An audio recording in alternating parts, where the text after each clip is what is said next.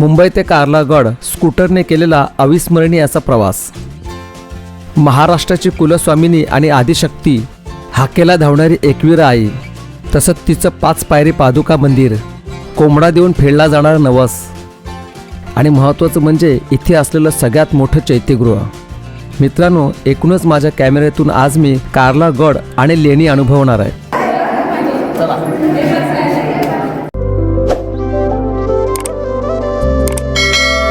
भटकंती मनाची. नमस्कार मित्रांनो, मी संतोष मुळे. मी आज एकविरा आईच्या दर्शनाला चाललो आहे.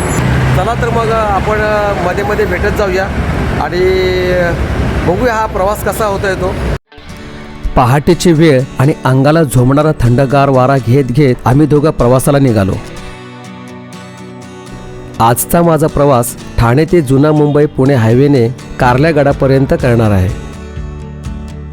मुंबईत ठाण्यात जेवढी थंडी नव्हती त्यापेक्षा जास्त पटीने थंडगार वारा मुंबईत सोडल्यावर जाणवू लागला.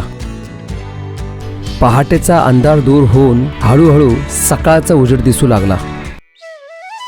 एखाद्या चित्रकाराने चित्र काढल्याप्रमाणे सूर्योदय भासत होता. सूर्योदय होत असताना संपूर्ण लाल कोवळा रंग आसमंतात व्यापून गेलेला दिसत होता. त्या उगवत्या मनोहारी सूर्याचं दर्शन घेण्याचा मोह मला काही आवडता आला नाही, म्हणून गाडी बाजूला थांबून सूर्यनारायणाला मनोभावे नमस्कार करून त्याचं कोवळं रूप डोळ्यात साठवून घेतलं. सकाळचं कोवळं ऊन अंगावर घेत घेत प्रवास करू लागलो. खंडाळ्याच्या घाटातली ही वेडी वाकडी वळणं खूप मजेदार वाटत होती. खंडाळ्याचा घाट संपून मी लोणावळ्याच्या दिशेने प्रवास करू लागलो. उंचावर आल्यावर ह्या सह्याद्रीच्या पर्वतरांगा मला खुणवत होत्या, म्हणून मी गाडीला सुद्धा थोडा आराम द्यावा म्हणून इथे थांबलो. ह्या रस्त्यावर जाणारा येणारा प्रत्येक पर्यटक या स्पॉटला नक्कीच थांबतो, कारण एखाद्या चित्रात पाहिल्याप्रमाणे हे डोंगर आणि हा निसर्ग इथे थांबण्यास तुम्हाला भाग पाडतो. एवढी हवा आम्हाला इथे पॅराशूट मध्ये पॅराग्लायडिंग करतो असं वाटतंय आम्हाला. एवढी जोरदार हवा आहे. जसजसा कार्ल्याचा डोंगर जवळ येत होता तसतशी आईला भेटण्याची उत्सुकता जास्तच वाढू लागली होती. पहाटेचा सुरू झालेला प्रवास करत करत आपण शेवटी लोणावळ्याच्या विहेर गावात अगदी कार्ल्याच्या गडाच्या पायथ्याशी येऊन पोहोचतो. डाव्या बाजूला आई एकविरा देवीचं पायथा मंदिर आहे.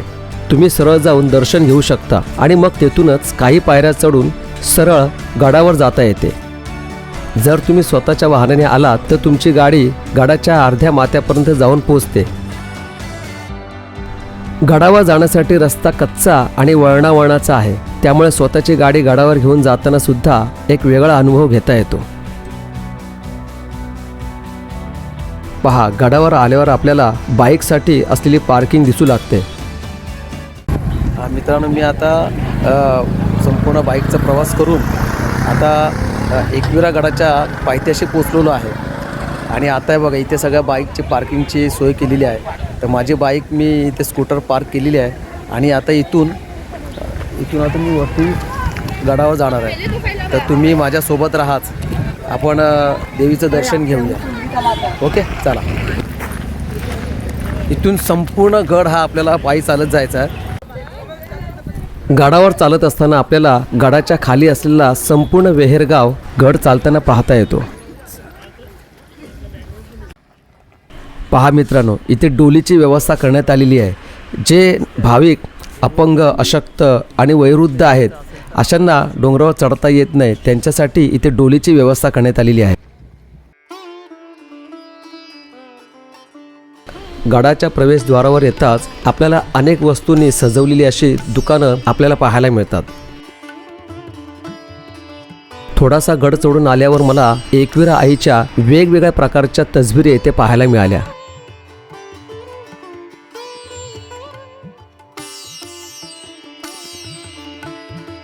मंदिरापर्यंत जाण्यासाठी आपल्याला सुमारे 400 पायऱ्या चढून जावं लागतं आणि काही पायऱ्या चढून आल्यावर आपल्याला हे 5 पायरी पादुका मंदिर भेटतं. मित्रांनो, थोडासा गड चढून आल्यावर हे बघा इथे हे एकविरा 5 पायरी पादुका मंदिर आहे. या मंदिराचं आपण आधी दर्शन घेऊया आणि मगच आपण पुढे जाऊ. गडाच्या सुरुवातीलाच असलेल्या आई एकविरा 5 पायरी पादुका मंदिरात असलेल्या पादुकांचं दर्शन घ्यायला जाऊया. हे छोटंसं मंदिर असून इथे आई एकविरा देवीच्या चरण पादुका आहेत. या मंदिरात आल्यावर आपल्याला एकविरा माऊलीचा फोटो आणि खाली तिचा सुंदर असा मुखवटा पाहायला मिळतो. आई एकविरा माऊली ही महाराष्ट्रातील कोळी, आगरी, माळी अशा अनेक समाजाची कुलस्वामिनी आहे. येणारा प्रत्येक समाजाचा भक्त तिला आई म्हणूनच हाक मारतो. एकविरा 5 पायरी पादुकाचं दर्शन घेतलं आहे. आता मी पुढे चाललो आहे. आता इथून पुढे वरती बघूया किती अंतरावरती मंदिर आहे. गडावर काही ठिकाणी आपल्याला कैरी, पेरू, आवळे आणि ताक विकणाऱ्यांची छोटी छोटी दुकानं पाहायला मिळतात. गड चढून आल्यावर थोडासा थकवा जाणवतो, पण थोडंसं ताक पिऊन घ्या, ताजेतवाने व्हा आणि पुन्हा गड चढण्यास सुरुवात करा. आई माऊलीला अर्पण करण्यासाठी हार, नारळ आणि वेणी यांनी सजवलेल्या अशा ओट्या आपल्याला इथे पाहायला मिळतात. त्याचप्रमाणे आईला केलेलं नवस पूर्ण करण्यासाठी असलेल्या साड्यासुद्धा इथे विकत मिळतात. टोपी घेतली आहे आई खाली कसं दिसतंय. एका दुकानातून टोपी खरेदी करून ती डोक्यात घालून आये आयलू म्हणत मोठ्या थाटात मंदिराच्या मुख्य प्रवेशद्वाराकडे निघालो. ही टोपी घातल्यामुळे आईला भेटण्याची इच्छा अजूनच तीव्र होत होती. गप्पा मारत मारत आणि आजूबाजूचा परिसर पाहत आपण गडाच्या मुख्य दरवाजापाशी येऊन पोहोचतो.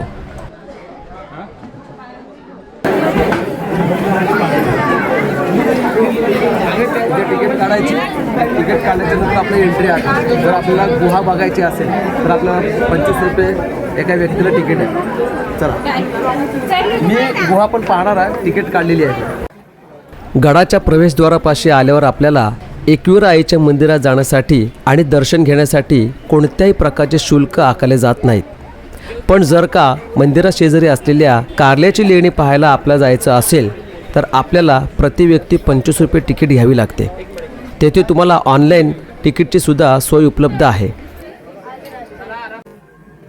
तिकीट काढून मंदिर आणि कारल्याची लेणी पाहण्यासाठी पुढे निघालो. आता आईचं दर्शन होणार हीच भावना मनाशी बाळगून गडावर येऊन पोचलो. थोडं पुढे आल्यावर आपल्याला डाव्या बाजूला कार्ला गुंफा समूहाची माहिती सांगणारा काळ्या दगडातला एक फलक दिसतो.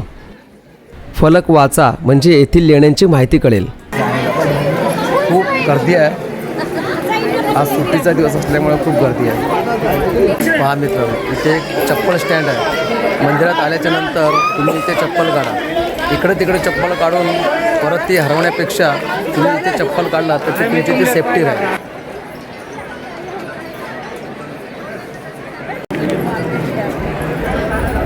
कारल्याचा डोंगर बघा, संपूर्ण आपण चालत येतो. हा कारल्याचा डोंगर एकविरा देवीचे साक्षात विराजमान झालेली आहे.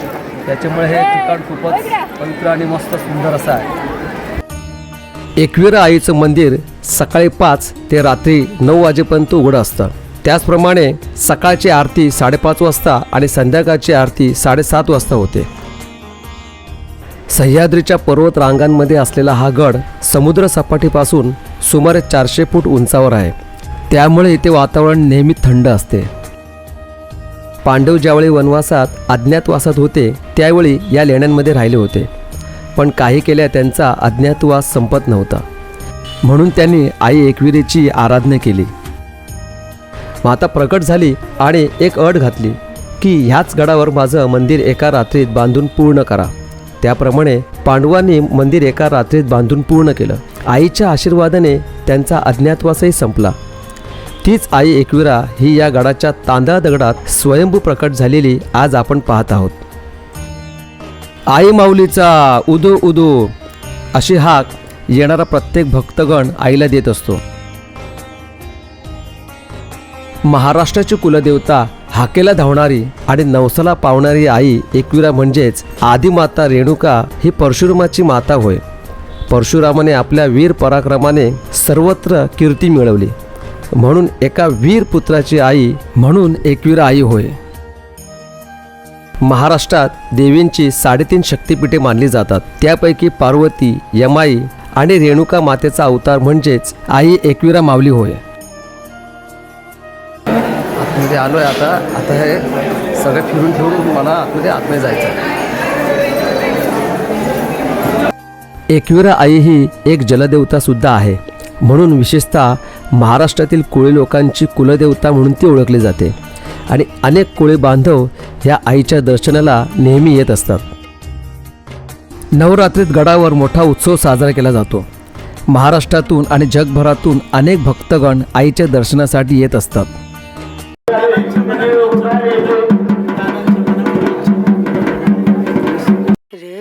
मंदिरात आल्यावर भाळीत ठसठशीत कुंकवाचा टिळा असलेलं आईचं साजिरं गोजिरं प्रेमळ रूप पाहून मन आपसुकच नतमस्तक होऊन जातं.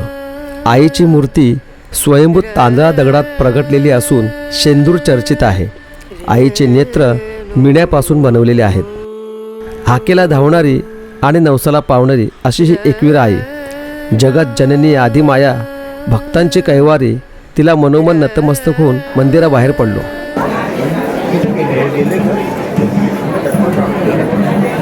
मस्त सुंदर असं दर्शन झालं आम्हाला देवीचं. मनोभावे असं दर्शन झालं आणि आता आम्ही बाहेर पडलेलो आहोत. आता इथून पुढे मी मंदिराचा आजूबाजूचा परिसर थोडासा दाखवण्याचा प्रयत्न करेन आणि तिथून मग मी गुहेमध्ये जाणार आहे जिथे आपण तिकीट घेतलेली आहे. एकविरा आई ही स्वयंभू असून या कारल्याच्या गडावरील तांदळा दगडात प्रगट झालेली आहे. तिला आपण प्रदक्षिणा घालू शकत नाही. जर प्रदक्षिणा घालायची झाल्यास कारल्याच्या संपूर्ण डोंगराला प्रदक्षिणा घालावी लागेल. गडावर आल्यावर आपल्याला अनेक भाविक हातात कोंबडे घेतलेले दृष्टीस पडतात. अनेक भाविक इथे आपले नवस गाराणे घेऊन येत असतात. ज्यांचे नवस पूर्ण होतात ते अशा प्रकारे कोंबडे या मंदिरावरती सोडतात. बघा, अशाच एका भाविकाने आपलं गारणं पूर्ण झालं म्हणून देवीला कोंबडा सोडलेला आहे. आता बघा आपण इथे पाहिलं ते कोंबडावरती सोडला आहे. म्हणजे कशासाठी म्हणजे नवस त्यांनी काय बोलला असेल सोडतो. अच्छा, नवस बोलला तर इथे सोडलं जाते देवीसाठी. अच्छा अच्छा, नवस पूर्ण झाल्यावर सोडतो. ओके ठीक आहे, थँक्यू. मित्रांनो, मी आता इथे एक कारला लेणी आहे. या कारल्या लेणीमध्ये मी आता लेणी पाहायला जातो आहे. तर तुम्ही पण माझ्यासोबत या. ओके, तिकडे काय काय प्रकारच्या लेण्या आहेत आणि कशा प्रकारचे काय काय वस्तू आहेत ते आपल्याला पाहायचं आहे. तर बघा, इथे तिकीट काढल्यावर इथे आपल्याला तिकीट दाखवायचे आणि त्याच्यानंतरच आपल्याला इथे प्रवेश मिळतो. चला येऊया. कारल्याची लेणी आणि मंदिर एकाच डोंगरामध्ये आहेत. त्यातलं पहिलं लेणं आता आपण पाहायला जाणार आहोत. मुख्य मंदिराच्या बाजूला असलेलं हे पहिलं लेणं आहे. कारल्याच्या लेण्यांमधील हे मुख्य चैत्यगृह आहे. हे भारतातील सर्वात मोठ्या चैत्यगृहापैकी एक आहे. स्थापत्य, शिल्पकला आणि शिलालेखाच्या दृष्टीने अत्यंत महत्त्वाचं आहे. इथे सुद्धा आपल्याला काही लिहिलेलं दिसतं आहे. या चैत्यगृहाला ग्रेट चैत्य असे म्हटले जाते. हे भारतातील सर्वात मोठे दगडात कोरलेले हे चैत्य आहे. अशाच प्रकारचे काही चैत्यगृह महाराष्ट्रातल्या वेगवेगळ्या डोंगरांमध्ये कोरलेली आपल्याला पाहायला मिळतील. त्यातलंच हे एक चैत्यगृह. चला तर मग मित्रांनो, आतमध्ये जाऊन या चैत्याची पूर्ण माहिती घेऊया. गेटवरच आपल्याला काही सूचना वाचायला मिळतात. मुख्य दरवाजेवरून प्रवेश करताच या लेण्याचं सौंदर्य आणि ऐश्वर्य आपल्या डोळ्यामध्ये एकवटून जातं. या चैत्यगृहात बाहेरच्या दालनात आपल्याला भिंतीवर स्त्री आणि पुरुष यांची उत्कृष्ट आणि अप्रतिम अशी कोरलेली शिल्प दिसतात. पहा, इथे 3 हत्ती आहेत आणि त्या हत्तीवर बुद्ध बसलेला दिसत आहे. या चैत्यगृहाचं वैशिष्ट्य असं की खालून वरपर्यंत पूर्णपणे दगडात कोरीव काम केलेलं आपल्याला पाहायला मिळतं. ही बौद्ध लेणी इसवी सन पूर्व 2ऱ्या शतकापासून ते इसवी सन 5व्या शतकापर्यंत अशा दीर्घ कालावधीपर्यंत बांधली गेली असावीत. जे काही शिल्प आहेत त्या शिल्पांचे तुकडे झालेले आपल्याला पाहायला मिळतात. पहा, एकच इथे हत्ती आपल्याला इथे दिसतोय व्यवस्थित, पण तो एक तिकडे काय आणि हा जो आहे याची पूर्णतः सोंड गेलेली आहे. म्हणजे खूप वर्षानुवर्षे ही लेणी असल्याकारणाने इथे ह्या वस्तूंचं आपल्याला खूप नुकसान झालेलं आपल्याला पाहायला मिळतं. पाहून वाईट वाटतं आहे, पण ठीक आहे. पण एवढा तरी वारसा आपल्याला पाहायला मिळतो आहे, हेच आपलं नशीब आहे. कदाचित या शिल्पांवर परकीय आक्रमणांचा हल्ला झाला असेल किंवा ऊन वारा पाऊस यांच्यामुळे सुद्धा या शिल्पांची पडझड झालेली असेल, पण दगडावर कोरलेल्या या शिल्पकलेचा उत्कृष्ट आविष्कार जर पाहायचा असेल तर आपल्याला या लेण्यांमध्येच पाहायला मिळेल. बाहेरचं सगळं पाहून झाल्यावर आपण चैत्यगृहात प्रवेश करतो. वाव, सुंदर, अप्रतिम असा प्राचीन आणि दुर्मिळ खजिना आपण पाहतोय. हेच आपलं भाग्य आहे मित्रांनो. चैत्याच्या मुख्य हॉलमध्ये आल्यावर आपल्याला दोन्ही बाजूला दगडी खांबांच्या 2 ओळी पाहायला मिळतात. त्यात प्रत्येकी 15 खांब आहेत, ज्यामध्ये पुरुष आणि स्त्रिया हत्तीवर स्वार होऊन बुद्धांना नमन करताना दाखवलेले आहे. हॉलमधील अनेक खांबांवर ब्राह्मी लिपी आणि प्राकृत भाषेत लिहिलेले शिलालेख आपल्याला पाहायला मिळतात.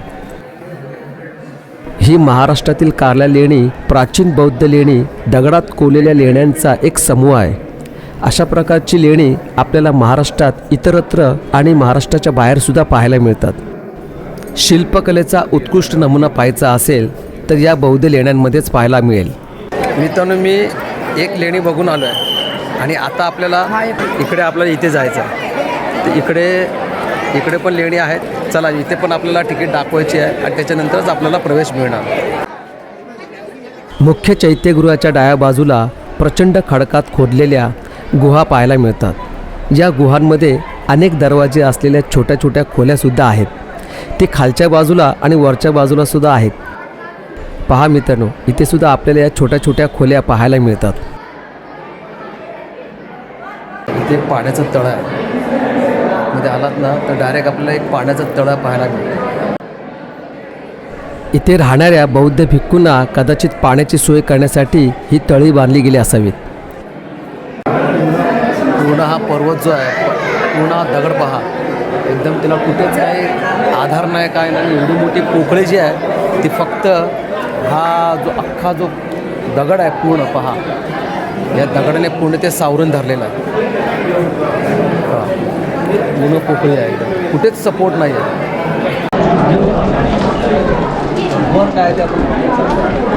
जशी आता आपण खालच्या बाजूला गुहा पाहिली तशीच वरच्या बाजूला सुद्धा गुहा आहे. गुहा ही अरुंद आणि प्रचंड काळोख असल्या कारणाने येथे वर जाताना सांभाळून जावं लागतं. खूप काळोख आहे, या एकदम अंधार आहे. वर काय आहे का माहीत नाही, पण बघू. पहा मित्रांनो, ही एक गुहा आहे. ही एक गुहा आहे आणि या गुहेमध्ये आपण इथून येतो. बघा, इथून या एकदम अरुंद अशी जागा, या अरुंद जागेमधून आपण येतो. सुंदर अशी सुद्धा 1 2 3 4 5 6 7 8 दरवाजे आहेत. 8 दरवाजे आहेत. गुहेत उजेड येण्यासाठी इथे 2 खिडक्या पाडण्यात आलेल्या आहेत. त्यातल्या एका खिडकीत उभा राहून कारल्याचा आणि वेहेरगावचा परिसर निहाळू लागलो. उंच डोंगरावरून खाली असलेली ही घरं पाहण्यात एक वेगळाच आनंद मिळत होता. खिडकीतून येणारा झंझावत थंडगार वारा मनाला खूपच आनंद देत होता. कारला गडावर पाहिलेलं एकविरा आईचं स्वयंभू असं मंदिर आणि वेगवेगळ्या शिल्पात कोरलेली पांडवकालीन बुद्ध लेणी पाहून मन प्रसन्न झालं. या सगळ्या आठवणी घेऊन बाहेर पडलो. अतिशय अरुंद अशी जागा आहे. उतरताना सांभाळून उतरा, कुठे डोका बिका फुटणार नाही याची काळजी घ्या. मस्त आहे.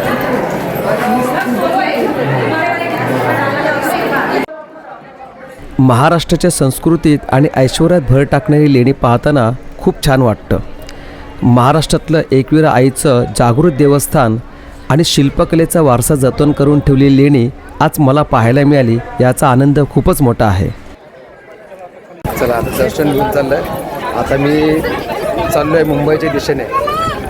सुंदर असं छान असं दर्शन झालेलं आहे. आज कारल्याला आलो आहे मी आणि कारल्याला आल्याच्या नंतर मी एकविरा देवीचं दर्शन घेतलेलं आहे. दर्शनसुद्धा मनोभावे झालं, सुंदर झालं. तर एकूणच हा प्रवास तुम्हाला कसा वाटला मला कमेंट बॉक्समध्ये नक्की कळवा. आणि अजूनही माझ्या व्हिडिओला कोणी लाईक केलं नसेल आणि माझं चॅनल सबस्क्राईब केलं नसेल तर कृपया माझं चॅनल सबस्क्राईब करा. चला तर मग नवीन व्हिडिओसाठी मी तुमची रजा घेतो.